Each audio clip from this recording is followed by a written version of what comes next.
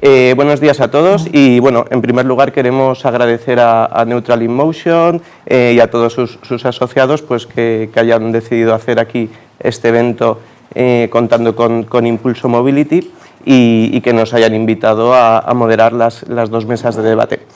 Bueno, pues tras conocer los resultados del informe de radiografía de los hábitos de movilidad, esta mesa redonda lo que va a tratar es el Mobility as a Service y cómo se está construyendo una movilidad centrada en las personas. Vemos, ¿no? Comentaba antes con varios participantes que decíamos, siempre hay muchos discursos, muchas frases, pero muchas veces lo que falta es apoyar esos discursos con datos reales, ¿no? Que hay muchas veces que determinados pensamientos, pues porque lo repita mucha gente, hay gente que lo toma como verdad absoluta y bueno, nada mejor que un informe con la calidad que han hecho los compañeros de Alphabet para realmente pues, poner las cifras a todo ello. Así que sin más, bueno, pues voy a ir con la presentación de los participantes. En primer lugar, bueno, por allí, empezando Miguel Ángel Jiménez, responsable de comunicación de EDIVE. Por otro lado tenemos a José María Riaño, secretario general de ANESDOR, a Inma García, directora de comunicación externa y de oficina técnica de la Asociación Española del Renting, y por último pues a Juan Luis Barahona, presidente ejecutivo de Feneval. Así que nada, bienvenidos, muchas gracias por acompañarnos. Quería empezar contigo, Inma, y lo que nos gustaría es que nos explicaras un poquito más cuál es el papel que juega el futuro del renting en esta movilidad cada vez más centrada en las personas. Que de hecho comentábamos antes, ¿no? Ya de por sí el renting es un mobility as a service, así que cuéntanos un poquito. Bueno, yo en primer lugar me siento muy afortunada por haber tenido a Ángeles explicando este estudio, ¿no? De la movilidad, porque ya me ha abierto, o sea, realmente, ¿no? Te lo ha puesto fácil. Me lo ha puesto fácil porque se ve, ¿no? Que el renting ya de por sí es un servicio completamente enfocado en las personas. Y bueno, pues eso, nuestro papel es esencial, porque estamos plenamente enfocados en el ciudadano y enfocados en diseñar soluciones de movilidad tanto para sus desplazamientos profesionales como personales. Como bien ha explicado Ángeles, estamos en un momento de incertidumbre económica, de incertidumbre tecnológica, de incertidumbre regulatoria. Hoy precisamente creo que se retomaba en el Congreso el debate de la Ley de Movilidad Sostenible. Pues una ley que sin duda va a tener un desarrollo normativo profuso, seguro. Entonces, bueno, todo esto genera una situación de incertidumbre donde el renting lo que le ofrece al ciudadano son certezas y es seguridad, ¿no? Le ofrece la posibilidad de acceder a vehículos tecnológicamente avanzados sin correr ese riesgo, ¿no? Que puede potencialmente acarrear la compra, pues como pueda ser la depreciación del bien, como pueda ser esos cambios normativos que estamos hablando. Y en ese sentido, pues el renting convierte una decisión de inversión complicada en una cuota clara y previsible. No sé si con esto podría ser... No, pero bueno, o sea, al final, pero antes, por si acaso no me llega el turno luego, sí que es importante. Sí, como los tiempos van justos, si tenéis algo que decir, ya aprovecharía para que no se quede nada en el tintero. No me quiero dejar en el tintero que cuando decimos que es necesario poner al ciudadano en el centro, también es necesario apelar al uso responsable de los vehículos por parte del ciudadano, y en ese sentido yo creo que la labor que hacemos desde Neutral in Motion es muy importante, una labor pedagógica para explicarle al ciudadano que cualquier decisión no es baladí y tiene una repercusión, sobre todo cuando hablamos de reducir emisiones. La peor decisión es la que no se toma. Por ejemplo, cuando hablamos de reducir emisiones y de la renovación del coche. Pero, por ejemplo, una conducción consciente, sin aceleraciones bruscas, con una velocidad moderada, un mantenimiento previsible de aquellos elementos del vehículo que pueden generar, pues como pueden ser los neumáticos, los frenos, etc. Pues todo eso también nosotros como asociación o macroasociación o como círculo, ¿no? Tenemos que ayudar a fomentarlo. O sea, no solamente es darle al ciudadano, sino también concienciar al ciudadano.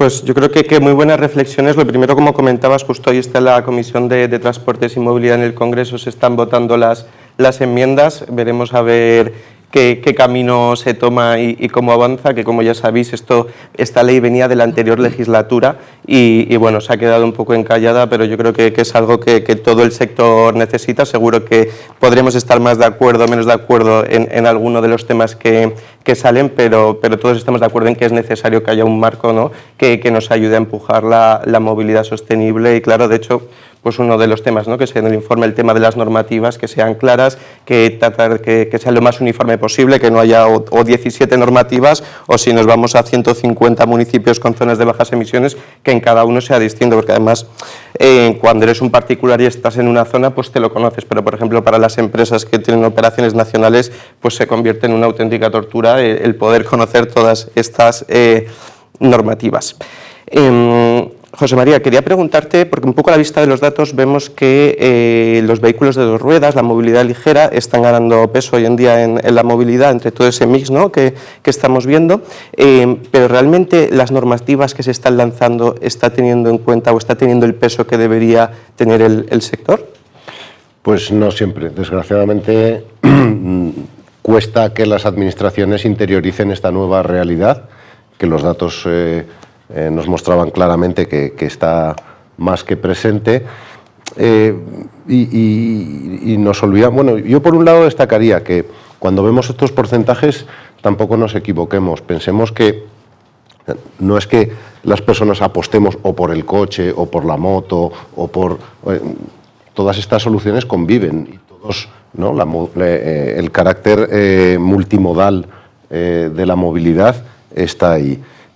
Por eso la importancia de la convivencia en la movilidad para hacer todo esto esa transición más llevadera. Pero las administraciones no, desgraciadamente se olvidan muchas veces de esta necesidad de de que estos vehículos, por ejemplo en el caso de la moto, que es más del 15% del parque total de vehículos en España, esté bien regulado, tenga su espacio, ¿no? Hablamos de ciudades más amables, donde queremos liberar espacio en las aceras, pero muchas veces falta un sitio donde aparcar las motos no las puedes aparcar entre los coches porque te la encuentras tirada, dañada, o un ejemplo tan claro cuando se hablaba de las zonas de bajas emisiones como el tema del etiquetado ambiental. El tema del etiquetado ambiental, en el caso de la moto hay unas etiquetas ambientales y eso es completamente lógico, pero a la hora de implementarlo en los ayuntamientos, pues se están malinterpretando esas etiquetas. Se está equiparando una etiqueta C de una moto como si fueran la misma contaminación o el mismo impacto ambiental que un coche de la etiqueta C. Bueno, pues no terminan las administraciones de entender esas minorías que cada vez son menos minoría, ¿no? Por lo tanto, ahí falta. Y quizás también creo que falta bastante, y esto ya no por la micromovilidad, sino en general, el carácter de la homogeneidad, ¿no? Estamos cayendo un poco en la inercia de que en cada ayuntamiento, hay una regulación distinta y para los que nos movemos mucho por muchos sitios, pues a mí me pasa, vas a cualquier lado, coges un coche de alquiler, y estás con la sensación de algo debo estar haciendo mal, seguro, porque no me sé las normas, porque las normas son distintas en cada ciudad y esto de cara al ciudadano es muy complejo. Fenomenal. Precisamente que hablabas del etiquetado, de hecho hay otra iniciativa que, como sabéis, está en estudio ahora, toda la parte de actualización, ¿no?, de la parte del etiquetado ambiental, y bueno, veremos a ver cómo avanza, qué criterios se siguen y luego también qué usos, ¿no?, le dan también a todas esas etiquetas a la hora del acceso a las ciudades, bonificaciones, etcétera. O sea que yo creo que es algo también que el sector está esperando con ansias. Estamos hablando de normativa y vuelvo, Juan Luis, a hablarte de normativa, porque bueno, El sector del alquiler sin conductor también se está viendo afectado pues, por determinadas normativas. Voy a preguntarte por poner un ejemplo, ¿no? Como es el caso de las Islas Baleares, ¿no? que parece que estaba poniendo en marcha también una normativa específica y no sé, por conocer también un poco cuál es la opinión de Ceneval y si creéis que medidas de este tipo pues están limitando, por decirlo así, un poco la libertad de los movimientos de los ciudadanos. Bueno, sin duda sí. Y el caso de Baleares es bastante tremendo, pero más concretamente el de Ibiza. En Ibiza los vehículos de alquiler se limitaron a 16.000 por decisión de un estudio bastante discutible y no tuvieron en cuenta que había empresas que trabajan en el aeropuerto, ¿no? Y que pagan entre 100 y 200.000 euros al mes por estar allí. Y lo que hicimos fue reducirles la flota al 66%, con lo cual sus business plan ya no encajaban tan bien. Como consecuencia de eso, pues bueno, pues la propia AENA alertó al Consejo, oiga, que es que aquí vamos a tener un problema porque van a bajarse los ciudadanos, los turistas, que representa el turismo, en el caso de Ibiza, más del 80% del PIB directo, y no iban a tener la posibilidad de coger un vehículo, ¿no? Mientras que hay otra parte, esto además dividido al sector, porque las empresas pequeñas que no tienen tanta flota, pues estaban a favor de la limitación, porque pensaban que limitando los precios iban a subir y iban a ganar más dinero, con lo cual teníamos una especie de tormenta perfecta. Lo que sucedió fue un efecto llamada. Nosotros calculamos que en Ibiza operarían 40 empresas como mucho, y hubo casi 80 peticiones dentro de plazo y más de 30 fuera de plazo, y se pidieron 27.000 coches para Ibiza cuando no los ha habido en la vida, y no lo digo yo, lo dice la autoridad portuaria, que los trae como mercancía, o sea que es un dato, no es una especulación. Sin embargo, pues hubo un efecto llamada y bueno, pues diferentes sectores alrededor de la movilidad quisieron participar. El fracaso ha sido tremendo, la norma además luego no estaban de acuerdo con la DGT, con lo cual no podían verificar las matrículas que lo cumplían. En fin, ha sido bastante poco exitoso en nuestra opinión, ¿no? Y además estas medidas de limitación, cuando tú tienes un parque en lo que es Ibiza de 167.000 vehículos, pensar que resolviendo el 10%, según sus datos, acabas de resolver el problema, pues parece que no. La saturación, que es la motivación que les lleva a esto, va a seguir estando ahí. Y en paralelo, AENA aprueba una ampliación del aeropuerto de Ibiza para los próximos años. Sin embargo, no se aprueba una ampliación de las carreteras, de las infraestructuras, con lo cual el lío es peor. Y para más confusión ahí va otra aclaración. Si tú tienes un coche en renting en Ibiza, estás fuera de ese cupo de coches que hay que pedir. Y entonces yo le pregunté al Consell, y si yo soy una empresa de rentacar que hace renting para poder dar servicio a mis clientes, entonces, bueno, todavía no tenemos la respuesta. En fin, el tema se ha complicado mucho, no se ha puesto en el centro a los visitantes, se han puesto en el centro a los votantes, que bueno, pues padecen la saturación hasta cierto punto, pero además que yo la niego, es algo puntual en determinados puntos, no es algo generalizado, y desde luego la medida va contra la libre circulación de personas y mercancías. Está impugnada el reparto de Formentera por la CNMC, lo ha impugnado en el año 23, 24 y 25, y ahora en este año se ha impugnado la de Ibiza, pero seguimos sin sentencia alrededor de estos mecanismos de limitación, y que además van muy enfocados a un determinado sector. Entonces, nos parece una aberración, es un poco lo que comentaba antes, ¿no? O sea, cómo vas viviendo del turismo a ampliar el aeropuerto y a limitar los servicios alrededor del mismo. O sea, no tiene mucho sentido. Aquí lo que vemos en muchas ocasiones, ¿no? Determinadas normas o incluso discursos muchas veces que tienen un impacto también en el mercado, que realmente no se sustentan con los informes económicos, sociales, etcétera, que debería haber previamente al poder o tomar una decisión o simplemente hacer un comentario en una rueda de prensa que, bueno, pues hemos visto como en ocasiones, da igual de qué colores, el político de turno hace un comentario y al final eso pues genera un impacto en todo el sector, ¿no? Con ventas. Pero este año va a ser peor. Este año nos anuncian la normativa que va a caer ya en un mes aproximadamente para Ibiza, para el año que viene, y le decimos, bueno, y el estudio de carga, dice, no, este año no lo voy a hacer, me vale con el de hace 3. Digo, y este reparto no, y me va a valer para 2 años, es decir, vamos a decidir los coches de los próximos 2 años de alquiler que va a haber en Ibiza con un estudio de hace 3. O sea, vamos fenomenal. Y hablando un poco de esos discursos, ¿no?, que al final se dan por válidos, yo creo que uno muy extendido, Miguel Ángel, ha sido el de no se venden más vehículos eléctricos, aunque es cierto que las cifras de este año pues están creciendo y toda la parte de híbrido enchufable también mucho, pero no se venden más porque la infraestructura de recarga no es suficiente, ¿no? Yo creo que si no lo hemos escuchado a los que estamos aquí 50 veces esta frase por lo menos, no lo hemos escuchado ninguna, pero ¿cuál es la realidad actual ahora mismo respecto a las infraestructuras?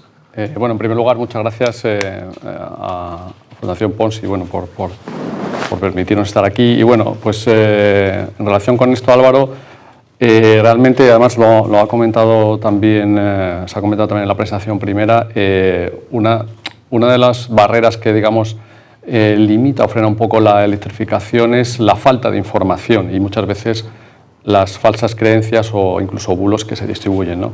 Una de ellas, siempre se ha hablado, digamos, se han comentado 3 aspectos negativos, pues el coste, la infraestructura de recarga e incluso la autonomía de los vehículos. Las infraestructuras de recarga podía ser cierta esta afirmación hace unos años, pero ahora mismo estamos a fecha de 1 de septiembre en más de 48.000 puntos de recarga, con un crecimiento muy importante en los puntos de recarga de alta potencia, y que son los que de alguna manera permiten tener una experiencia de uso similar a la de un coche de combustión. Pero más allá de eso es que el coste, por irme también a otro tipo de información, el coste también podría ser cierto. Hace 4 o 5 años el coste de los vehículos eléctricos era el coste de adquisición superior, pero bueno, nosotros acabamos de celebrar la Feria BEM, Vehículos Eléctricos Madrid, este fin de semana en la Plaza de Colón, y los ciudadanos han podido ver coches de todo tipo, de toda tipología, más grandes, subutilitarios y para todo tipo de bolsillos. En algunos casos las marcas están haciendo un esfuerzo muy importante y ya tenemos casi una paridad muy cercana en el coste de adquisición, porque si luego nos vamos a otro tipo de asuntos como es el mantenimiento, ese tipo de coste que siempre la gente habla de lo que cuesta mantener y llevar al taller un coche, pues en el caso de los eléctricos el coste es sensiblemente inferior porque tiene menos piezas y una serie de elementos, pues fluidos, embrague, filtros,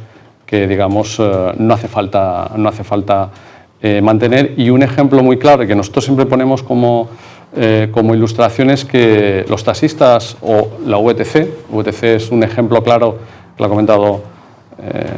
Se ha comentado antes, de la electrificación está por encima del 95% y los taxistas es un colectivo que apuesta cada vez más, cada año de manera creciente por la electrificación, porque aparte de la comodidad, otras ventajas en la conducción de los vehículos, el coste es, en muchos casos, al ser usuarios intensivos, de 6.000, 7.000 euros inferior cada año, ¿no? Entonces, bueno, volviendo a la parte de infraestructuras, ahora mismo España tiene una red más que suficiente para el parque actual de vehículos electrificados que hay. Efectivamente deberíamos tener cerca de 90.000 a estas alturas según el Plan Nacional de Integrado de Energía y Clima, pero también deberíamos tener una cifra muchísimo mayor de los vehículos eléctricos que hay hoy en día. Entonces, la cifra es más que suficiente. Eso no quiere decir que tengamos que seguir, lógicamente, los operadores de recarga invirtiendo y desplegando puntos de recarga para, de alguna manera, ir acompasando este crecimiento en matriculaciones con los puntos de recarga que se van a ir desplegando, que a veces se pone el acento negativo en los que no están operativos, pero es que esos muchas veces están en mantenimiento, el operador los ha cambiado de alguna manera de potencia, entonces siempre hay menos de los que se dice y hoy en día, vamos, lo que te decía, pues responden de manera muy razonable a las necesidades que hay hoy en día. Solamente podríamos decir, en este caso, y aprender de experiencia de otros países europeos, que debería potenciarse más por los ayuntamientos en las ciudades de España lo que llamamos la recarga en la alterna o recarga moderada, que sí que es un modelo que se utiliza en Francia, en Alemania, en Holanda, donde se pueden desplegar puntos de baja potencia en ciudades para atender las necesidades de los vecinos, de los ciudadanos, y que sería una manera todavía mayor de acercar esta movilidad eléctrica, esta electrificación al ciudadano. Bueno, y de esos puntos que hablas, ¿no? que a lo mejor están en mantenimiento o que realmente se ha instalado, pero el tema de las autorizaciones yo creo que es algo que yo creo que, como lo has repetido ya tantas veces, has dicho, yo creo que en el público que estamos todos somos conscientes de que es una de las barreras muchas veces los plazos de instalación. Recogiendo el guante, realmente esa sí que es una barrera, es trabajar por la simplificación administrativa y por la agilización, porque en España tenemos 3 capas de administración: central, autonómica y local. Bueno, lo ha comentado antes María también, esa homogeneización.